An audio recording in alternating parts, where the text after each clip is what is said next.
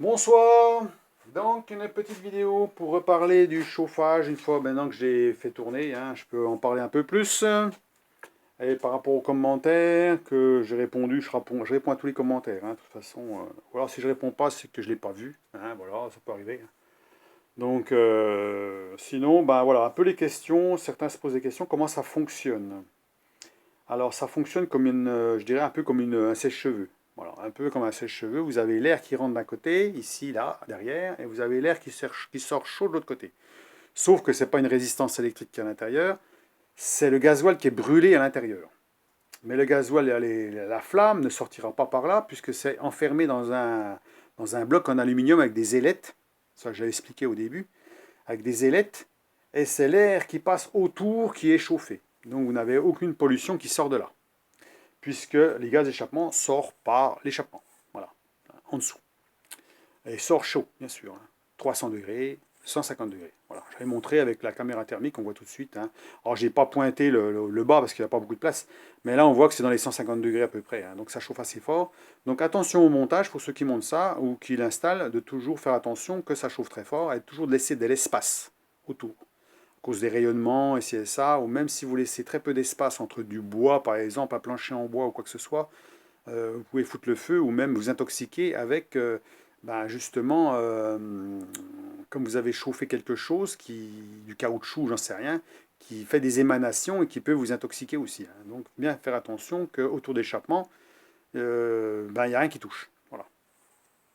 Donc on voit beaucoup de choses sur YouTube, hein, des montages. Faites bien attention quand on regarde sur YouTube les montages qui sont là-dessus, hein. Il y en a qui les montent un petit peu vite fait, et puis qui par la suite qui disent qu'ils ont fait des conneries ou ci ou ça.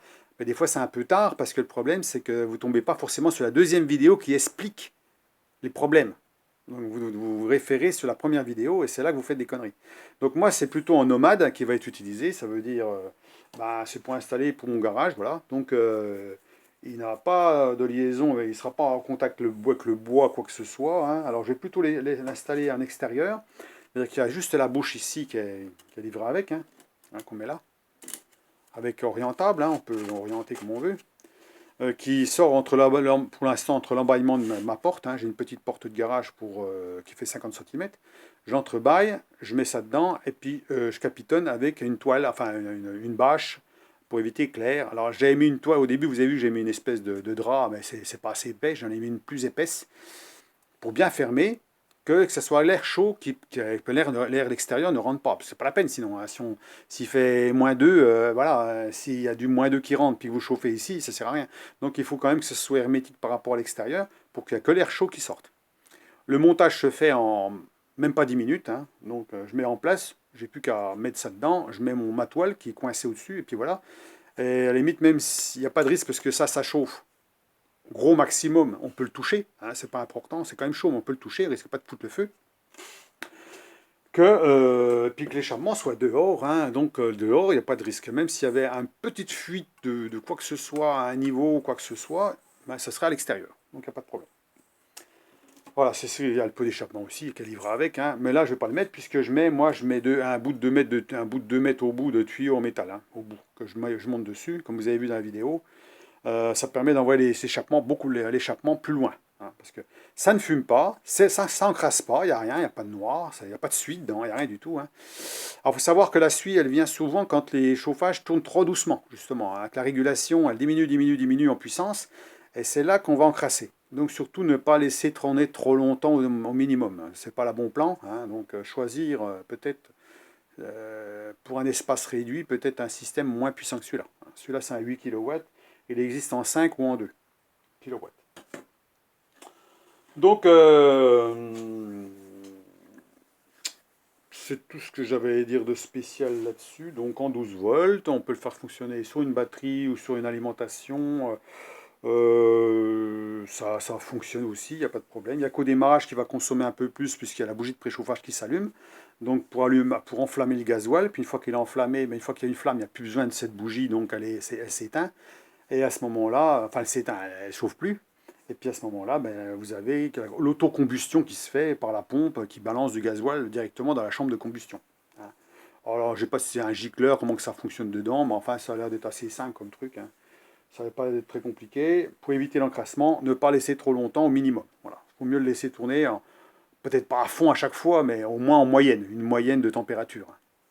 Alors, il y en a certains qui pourraient dire le truc, c'est que justement, c'est comme ça régule en fonction, une fois que vous avez atteint votre température, on va avoir une réduction de la chaleur, mais il ne va jamais se couper. C'est un peu le problème que j'ai eu dans les commentaires. Il y en a qui disaient que c'était un peu un problème parce que dans un truc fermé, vous avez une petite pièce ou un camping-car, bah, vous allez chauffer plus que la normale. Vous voulez 20, vous allez avoir 25, 26, 27 qui va monter. Parce que le truc, eh ben, il ne s'arrête pas. Il chauffera toujours. Moins, mais il chauffera toujours. Donc la seule solution, c'est de couper. Voilà, il faut le couper. Et puis, ben, une fois que ça commence à se refroidir de trop, il faut remettre en route.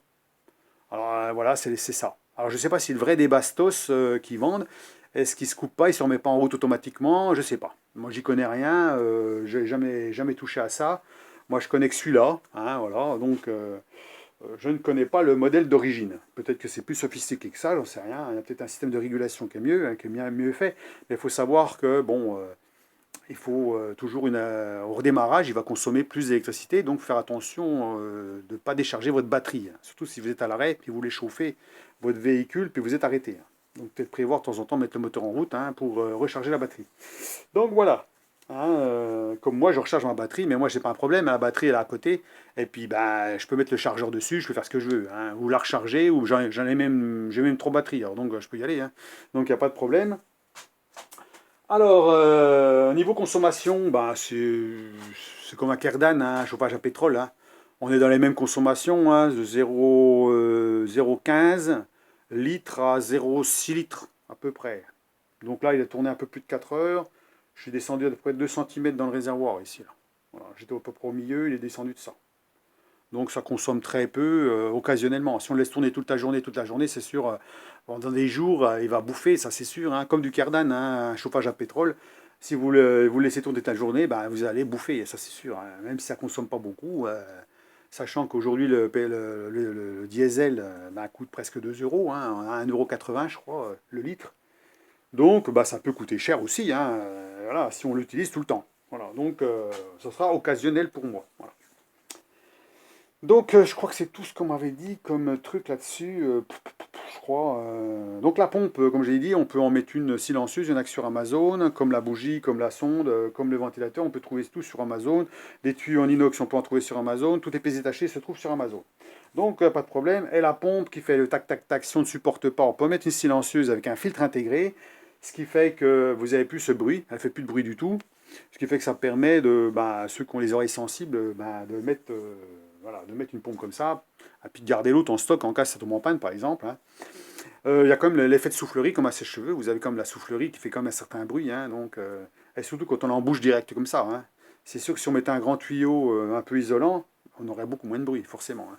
Donc ça s'atténuera, si ça c'est dans une soute par exemple, mais ce ne sera pas l'idéal dans une soute parce que vous avez, les éléments ne sont pas faits pour être démontés pour mettre à droite à gauche, hein. Il faut mieux prendre un système qui soit...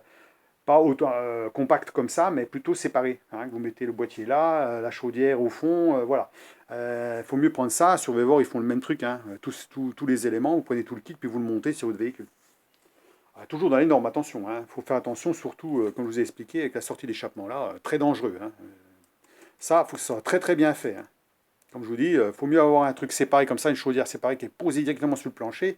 Il y a une plaque en tôle en dessous, hein, il est vissé sur le plancher, et vous avez l'échappement qui sort directement en dessous, et l'échappement, vous débrouillez qui ne touche à rien, en dessous, le véhicule. Hein, d'accord. Voilà. Donc, je pense que c'est monté comme ça. Au mieux, c'est monté comme ça. C'est comme ça que je l'ai vu sur un véhicule d'un gars qui regarde un petit peu, qui fait un peu les vidéos là-dessus, qu'il l'a monté comme ça, il l'utilise depuis déjà un certain temps, et il n'a pas de problème. Voilà, ça n'a pas fumé chez lui, rien du tout, il n'y a pas de problème, enfin, dans son véhicule.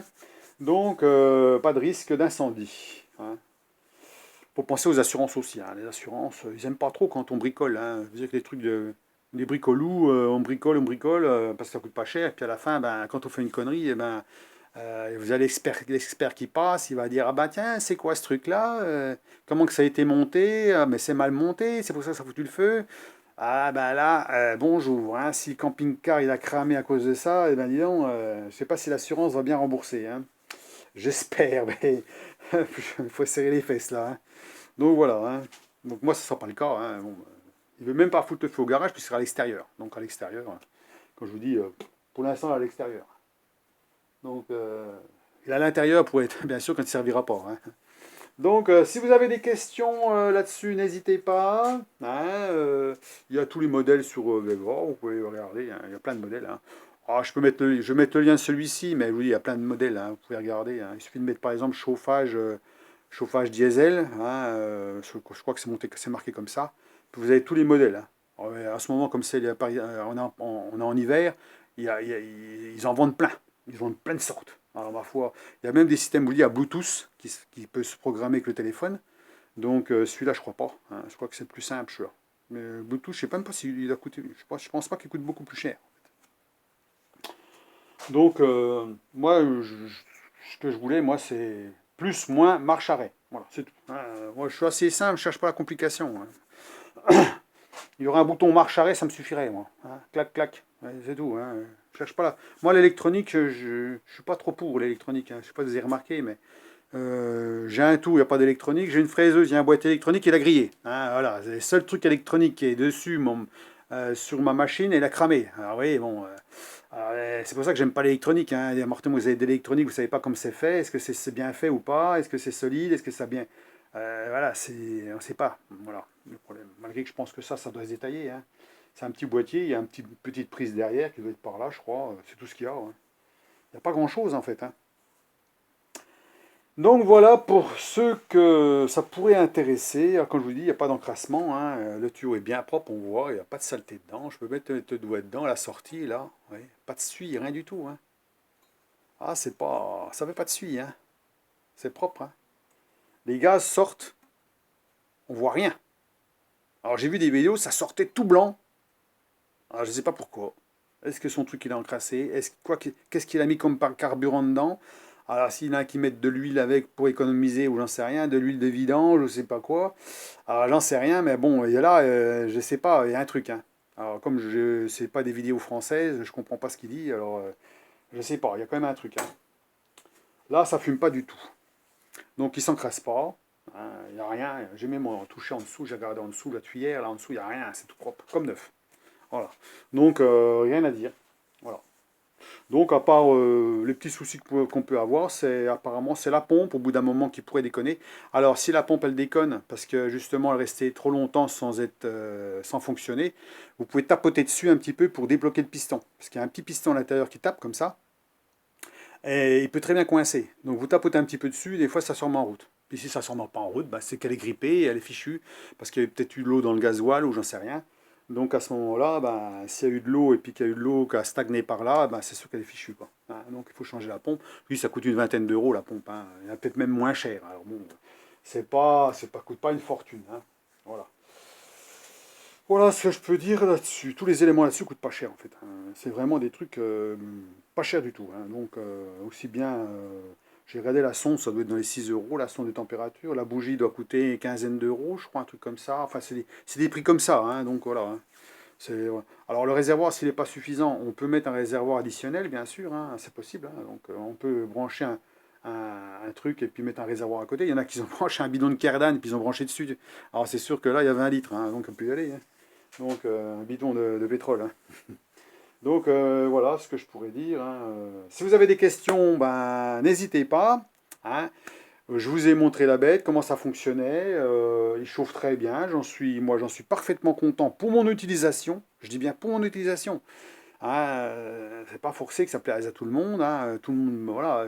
Je vous dis, moi, ce que je cherchais, c'est quelque chose de petit, que je peux mettre dans un coin qui ne gêne pas. Parce que l'été, moi, j'en ai rien à foutre du chauffage, hein, comme tout le monde. Hein, le chauffage, j'en ai rien à foutre. J'ai pas envie d'avoir un truc qui fait une grosseur, qui est gros comme une machine à laver, qui me prend de la place dans mon garage. Déjà, je sais pas, je saurais même pas où le mettre. Là, eh ben, ça prend pas de place. Je peux le mettre où je veux. Je peux le mettre dans mon grenier si je veux. Hein, et puis que je le sors que l'hiver. Donc voilà. Donc, prend pas de place. C'est l'intérêt et ça chauffe suffisamment pour ce que j'ai besoin. Hein. En général, quand on bricole, on est bien habillé, on s'habille bien, on n'est pas en t-shirt l'hiver. Hein. C'est suffisant, si on a 17 degrés, c'est suffisant pour bricoler. Hein. Surtout, on ne bricole pas forcément toute la journée. Hein. Des fois, c'est 3 heures, moi c'est souvent 3 heures, à peu près 3 heures, le temps de faire un truc. Après-midi, bon voilà, et puis après j'arrête. Hein. Donc j'en ai assez, et puis je reprends le jour suivant. Surtout que je fais jamais des gros trucs importants, donc pour moi c'est assez. Voilà. Voilà tout ce que j'avais à dire, je crois, hein. Rien de particulier d'autre par rapport aux commentaires. Donc c'était surtout le fonctionnement. Certains n'avaient pas vu comment ça fonctionnait exactement. Ou qui avaient peur s'intoxiquer avec l'air qui sortait de là-dedans, hein. Je sais qu'il y a des canons au fioul là qui se vendent. J'ai regardé, il y a direct puis indirect. Alors direct, ça veut dire qu'il n'y a pas de cheminée. Vous n'avez pas de cheminée qui est branchée dessus.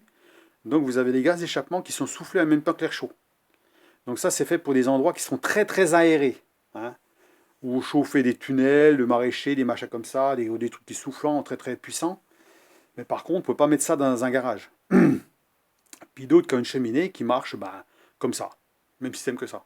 Ça veut dire que les gaz d'échappement s'en vont dans une cheminée. Voilà. Là, ils s'en vont à l'extérieur avec ça. Ça, je pourrais mettre ça dans une cheminée, hein. Ça veut dire que si vous avez une cheminée, vous branchez ça sur la cheminée, puis c'est bon. Puis voilà, hein. Donc, ça marcherait pareil. Voilà, donc bien se renseigner avant d'acheter un truc, hein. Donc, moi j'ai ce que je veux. À la limite, si vraiment je veux me chauffer plus, j'en prendrai un deuxième. J'en mettrai deux. J'en mets deux en parallèle. Ce qui fait que là, ça me ferait 8 et 8, 16, ça me ferait 16 000 watts. 16 000 watts de puissance. Et là, 16 000 watts de puissance, ça ne fait pas un chauffage qui coûte cher. Ça me ferait 200, un petit peu plus de 200 euros. Bon, en consommation, bien sûr, ça fera le double. Mais à 16 000 watts. Donc là, on peut chauffer en 1 heure 2 fois plus vite. Donc à la limite, voilà. Bon, puis ça ne prendra pas plus de place, hein. Je veux dire, bon, hein, ça prend. Hein, voilà quoi. Donc, à voir, je sais pas. Bon, pour l'instant, c'est bon, ça me suffit pour l'instant, mais on sait jamais, hein. Bon, on va pas en rajeunissant, il nous faut peut-être plus en plus de chaleur. Alors peut-être qu'à un moment donné, je dirais, tiens, un deuxième serait pas mal, à voir. Me poser des questions, hein, des fois, ça peut être bien, hein, parce que moi j'ai quand même une surface assez grande, donc pas trop, j'en ai jamais assez grand, mais bon, j'ai pas une hauteur de plafond assez très grande, donc ça peut chauffer assez vite, c'est quand même monté de 12 à 17 degrés en peu de temps. Avec deux jumelés, ça se trouve, on monterait à 20 degrés sans problème, hein. En l'espace de 1 ou 2 heures, hein. En 2 heures, on va dire. En 2 heures, je suis sûr qu'on monte à 20 degrés. Avec deux jumelés, il y a des chances, hein. À voir.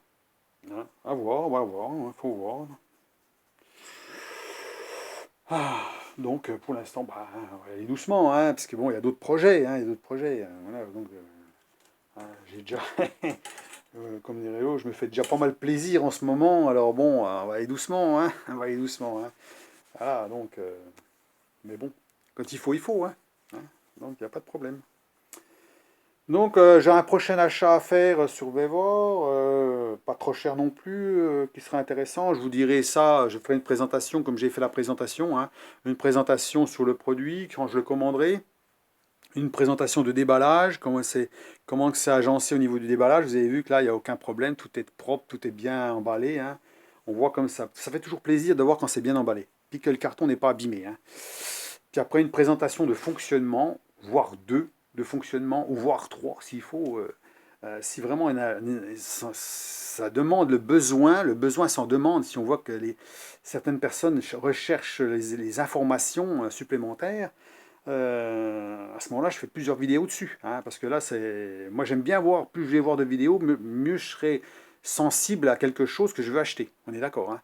C'est pour ça que c'est bien sur YouTube d'avoir des gens qui testent, hein, qui montrent, hein, le matériel, et ça permet de savoir si c'est intéressant pour nous ou pas, ou si ça peut aller ou pas, voilà, avant d'acheter. Parce que si vous achetez ça sans savoir, sans avoir vu une seule vidéo, vous allez dire, oh, peut-être que ça va aller, peut-être pas que ça va aller, mais vous ne savez pas comment ça marche et ci et ça.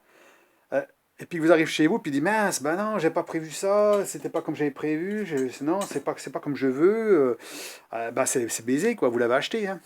Alors que là, vous avez tout vu. Vous avez vu une vidéo, deux vidéos, trois vidéos, 10 vidéos, puis à ce moment-là, vous décidez d'acheter, vous ne tombez pas des nues quand ça arrive chez vous. Vous savez comment ça marche. Donc voilà, c'est pour ça que j'ai déjà expliqué avant comment ça fonctionnait, alors que je ne l'avais pas. Donc, moi j'ai déjà vu plein de vidéos. Donc maintenant, il y a les miennes. Donc voilà. Donc ça permet quand même d'avoir plus de renseignements, hein. Donc voilà, je l'ai ouvert, vous avez montré comme je vous ai montré comme c'est fait dedans, dans ma deuxième vidéo. Vous avez vu le réservoir, la chaudière, la pompe qui se trouve ici, et le boîtier électronique qui se trouve là, c'est tout ce qu'il y a. Et puis 2 fils pour brancher la batterie derrière, c'est tout. C'est livré avec un tuyau, avec une bouche réglable, un échappement, puis des brides, c'est tout. Puis une notice. C'est tout ce qu'il y a dedans, hein, il n'y a rien de spécial. Donc voilà. Donc une télécommande, en cas pour piloter. Hein. Donc voilà. Donc il y en a certains qui les mettent sur une étagère, ça serait bien aussi sur une étagère dans un garage, puis l'échappement il passe à travers le mur. Voilà, donc ça ne prendrait pas de place. À condition de laisser assez de place derrière. Donc il faut plutôt le mettre le long d'un mur. Hein. Puis la bouche qui donne dans le garage. C'est-à-dire que là, vous avez très peu de tuyaux, hein, puis qui soient assez étanches au niveau. Alors c'est bon, au niveau du mur, c'est quand même pas pareil que si c'était de l'isolant ou du bois. Hein, c'est du mur, hein, donc c'est moins sensible à quoi que ce soit. Hein, même si ça chauffe, ça risque pas grand-chose. Donc voilà, à la limite, on peut mettre un tuyau en métal légèrement, un petit peu plus gros que ça, qui rentre, puis vous passez le tuyau à travers. Hein, vous n'êtes pas obligé de sceller le tuyau dedans, hein, comme ça vous pouvez le démonter, le remonter facilement. Hein. Vous faites un trou à la scie cloche, crac, vous mettez un bout de tuyau dedans, scellé par exemple, puis ce tuyau-là, vous le passez à travers, propre, puis vous pliez derrière s'il faut pour balancer l'échappement plus haut. Voilà. Voilà, donc pour le montage, sur une étagère fixée, il y a des petits trous de fixation, voilà, hein, donc pour le pas qui bouge. Pas trop non plus pour pouvoir mettre du gasoil. Hein, donc voilà. Donc si vous avez des questions là-dessus, ben, n'hésitez pas, je suis là pour y répondre. Alors, pas trop sur l'électronique parce que je vous dis, voilà, la notice, comme chez eux, c'est de l'anglais. La notice, elle correspond à plusieurs modèles. Alors, je ne sais pas s'ils parlent de ce modèle-là ou d'un autre modèle. Alors, moi, j'ai juste marche, arrêt, plus, moins. Pour régler, c'est tout. La température. Je ne sais pas si en appuyant sur la touche plus longtemps, on arrive à avoir des fonctions supplémentaires. Je pense que oui. Mais bon, moi, je n'ai pas été plus loin. Voilà. Je n'ai pas été plus loin. Moi, je m'en fous de l'heure qu'il y a dessus ou quoi que ce soit. Paf, je mets en route. Paf, j'éteins. Terminé, ça marche. Hein, voilà, c'est ce que je cherche. Alors, il n'a pas mis longtemps pour se mettre en route. Alors, pour éviter qu'il tourne trop longtemps, mettez quand même assez de gasoil dans le réservoir. Il ne faut pas mettre 2 verres dedans puis le mettre en route parce que la pompe, elle se trouve plus haute. Donc, à ce moment-là, plus vous allez mettre de gasoil dedans, moins la pompe, elle va tourner à vide. Donc, c'est mieux quand même de mettre plus de gasoil. Comme ça, on arrive au niveau de la pompe. Comme ça, elle a moins à pomper. Hein. Donc, ça peut un peu un effet des vases communicants. Donc la pompe, elle aspire plus facilement, donc là, à ce moment-là, il se met en route plus rapidement. Voilà, donc consommation comme un chauffage à pétrole, hein, à peu près pareil. Hein. Donc 0,15 à 0,6 litres à l'heure. Voilà, c'est à peu près ça dans les consommations. On voit, j'ai consommé 2 cm pour 5 heures. Hein. Il y a 2 cm dans le réservoir, j'étais à peu près par là. Je ne suis pas monté jusqu'au dessus. Hein. J'ai pas voulu mettre. Parce que je me suis dit, si je le bouge, j'ai pas envie que ça dégueule par-ci par-là. On ne sait jamais, c'est pas trop étanche, j'en sais rien, j'ai pas voulu prendre de risque, j'ai mis à peu près la moitié. Donc à peu près des 2 cm. Hein. On voit le niveau, il est là. Voilà. Sachant que le réservoir, il arrive par là. Donc j'ai descendu de ça. Voilà. Donc eh ben, je vous laisse cette vidéo. Bonne soirée, bonne continuation, bon bricolage. Si vous avez des questions sur ce que j'ai acheté ou ce que j'ai montré, dernièrement j'ai montré le petit thermomètre infrarouge que j'ai acheté aussi chez eux, qui est pas mal. Je pourrais tester sur quelque chose qui chauffe bien, hein, pour voir. Que j'aimerais bien voir la température, si ça bien sur des trucs qui sont pas très gros. C'est vrai qu'on voit la différence avec celui de chez Lidl, hein, il y a une différence quand même flagrante. Donc voilà. Allez, ce coup-là, je vous laisse. Allez, bonne soirée. À plus. Au revoir.